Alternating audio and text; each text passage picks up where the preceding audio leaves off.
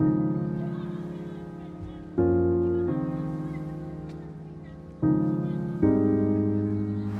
everyone, I hope you're all doing well.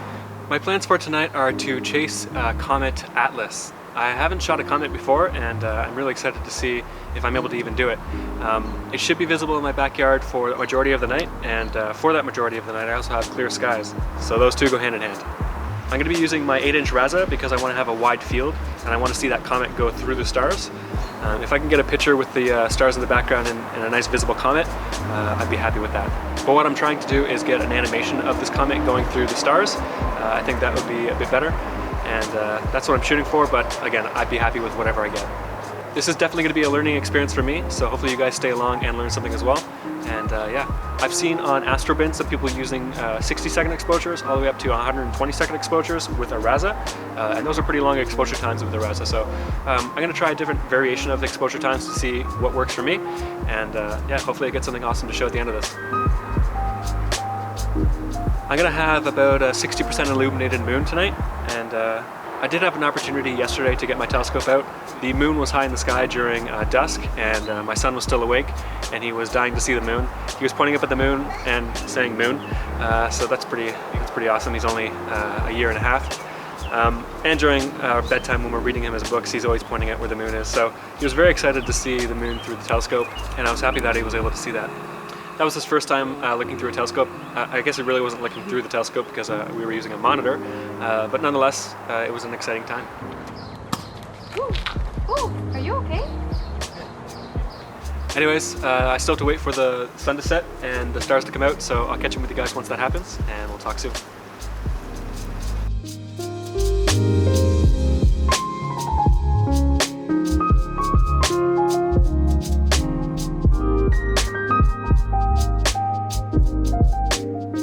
Okay, so I want to show you how you can add a comet to your Stellarium database so that you can have your mount track it. To begin, go to the configuration window and then go to plugins. Scroll down until you get to Solar System Editor and then press configure. This will bring up another window. Click the Solar System tab, and from here you want to press import orbital elements. We're going to be looking for comets in our case. You could look for asteroids if you're looking for those. And then for our bookmark here, select MPC list of observable comets. After that, press get orbital elements, and then search for your comet. So C 2019 Atlas is what we're looking for, and here it is. Press the check mark and then add objects. And then you're done. Close all your windows and use the search function to see if you can find your object. C 2019 Atlas. There we go. Beautiful. So now our mount is ready to start slewing to this object.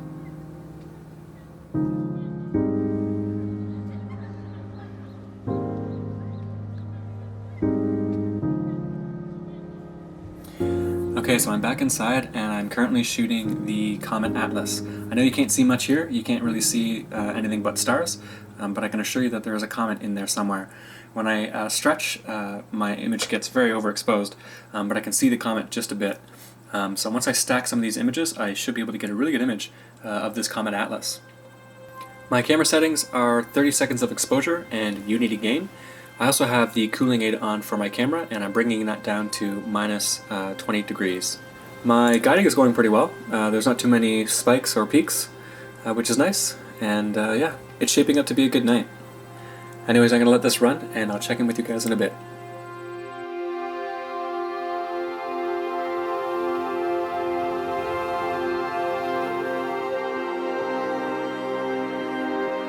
Okay, so I finished taking about 170 shots at 30 seconds of exposure, but I'm now bumping it up to 60 seconds of exposure.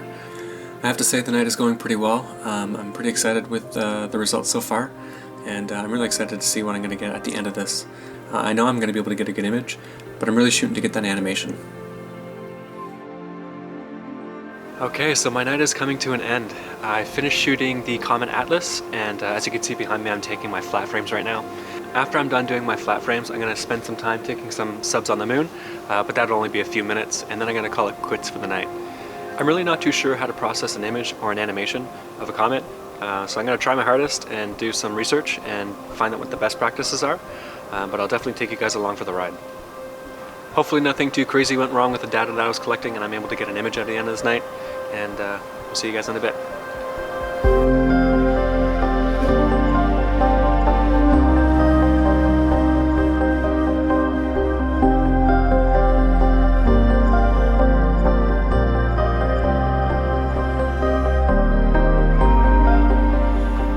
Okay, so I'm not going to show you how I processed my image, but I am going to step through some of the things that I did to get a final image.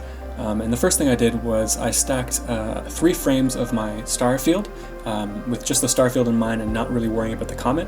I wanted that comet to be more of a blur in this case, and so this is what I started off with. But then after doing some processing and dynamic background extraction, I ended up with something that looks more realistic. You can see the comet in there as well. Looks pretty nice. And yeah, after that I started stacking my comet-only images. So this is where I use Deep Sky Stacker to align with the comet and track it, and it'll only stack on that comet. So my first image that I have for this is what you see here, this green looking thing. And these lines that you see are obviously because of the stars, but the comet looks more pinpoint in this. So after that I brought this into PixInsight and did some more processing. It doesn't look the best, but then I brought it into Photoshop to do some masking, and I just brought out the comet and removed those stars. From then, I combined the two using Pixel Math and got this, which is a very nice image. I'm pretty proud of this, but I still wanted to do a bit more processing on this, so I brought the curves transformation over, did some luminance masks and tried to bump up some things and also depress some other things, and I ended up with this image here, which is nice. It looks pretty good. It's a combined image of the comet and the stars, which is what I was after, and yeah, I'm pretty happy with this.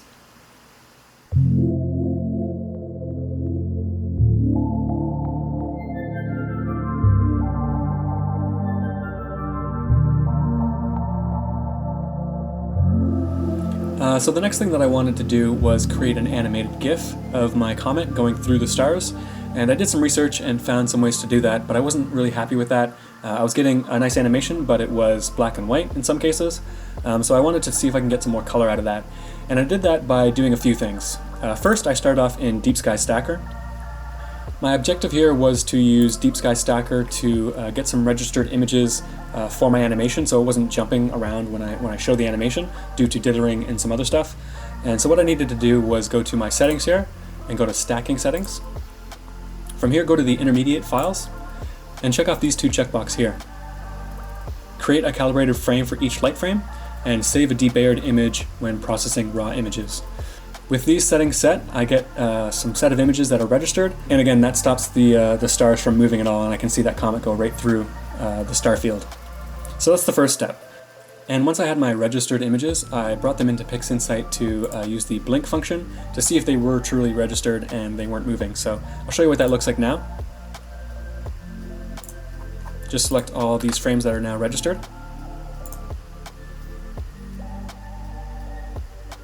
Alright, so this was my set of registered images, and my objective here was to see again if they are registered. So I'll press play here, and you can see the stars aren't moving, but that comet is definitely moving through the star field. I'll zoom in here so you can see it a bit more. So this is a start. I mean, I still have to do some processing to all of these frames, but there is a quick way I can do that by using some scripting that PixInsight has. So let's stop this. Close Blink, and open up Script, Batch Processing, and then Batch Linear Fit. Now, this is my first time using this. I'm not sure if this is actually how you're supposed to use this at all, but this is what I did, and I think the end results are pretty good. So I'm going to add my frames here that I just had registered, and once I've done that, I need a reference image here. So now that I've had a processed image out of stacking and all the other good things that I did that I showed you earlier, I'm actually going to use that image as my reference here. I made sure that I didn't do any cropping, so I should be able to still use that same image as a reference. And then yeah, let's see what happens. And press OK. So this is going to try to linear fit all my other frames with that reference image that I gave. And yeah, once I'm done, I should have some images that are all color calibrated and everything else should be nice. When I was testing this process out earlier, I noticed that this process does take some time, so I'll cut now and I'll catch up with you guys in a bit. So it took a while for the linear fit batch processing to finish, but finally we have something to look at, and I'm going to bring all my images into PixInsight using the blink function to see what kind of image we have. If I press play on here, nice, you can see that comet going through the stars. That looks really nice. This is again at 60 seconds of exposure time. I did shoot some 30-second exposures, which I haven't processed yet, so hopefully I'm able to get some animations and some images out of that as well. I can see that there's a lot of noise on each frame. Like if I pause this here, you can definitely see that there's a lot of noise in there.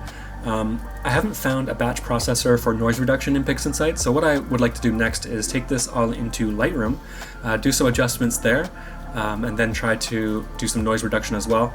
So to bring all these frames into Lightroom, the first thing I need to do is export this as PNG files. And the way I do that is with this blink function as well. So at the bottom here you have what's called crop and create video.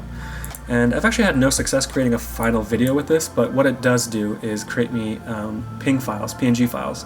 And with this I can create an animation in Adobe Premiere. So select your output directory and then press run.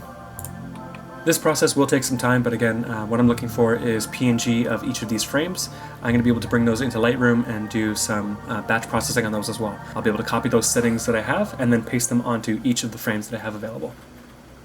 Alright, so as I said, every time I try to finish this process with making a video, I end up with this error, but thankfully I end up with all those PNG files that I can take into Lightroom to do some final processing. Alright, so I'm in Lightroom and I have all my frames imported. I'm just going to select one frame to focus on right now. I'll do some processing with that and then I'll apply all those changes to all of these frames. So the first thing I want to start off with is noise reduction. Let's bring the slider up. Actually, let's zoom in here and then start bringing the slider up. And you can see that noise starts to fade away. If you do too much, you'll start making those stars fade away, and we don't want that, so not too much noise reduction here. Another good thing to do is just to play with the adjustments and see if you can better your image at all. Okay, so my processing skills aren't the best when using something like Lightroom or Photoshop. I do feel I have better success using PixInsight, but I am happy with what I was able to do here. I still have a bit of a gradient, but oh well, we'll have to deal with that. So the next thing that you want to do is right-click on your image that you processed, go to Developer Settings, and go to Copy Settings. After this, select all of your images except for the one that you just processed, and we're going to paste those settings in.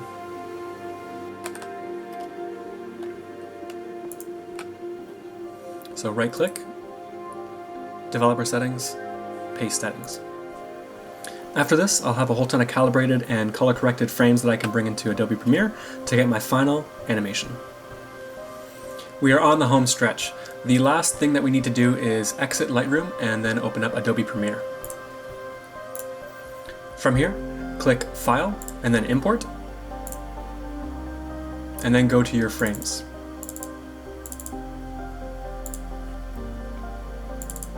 Select the first frame and then make sure Image Sequence is selected and then press Open.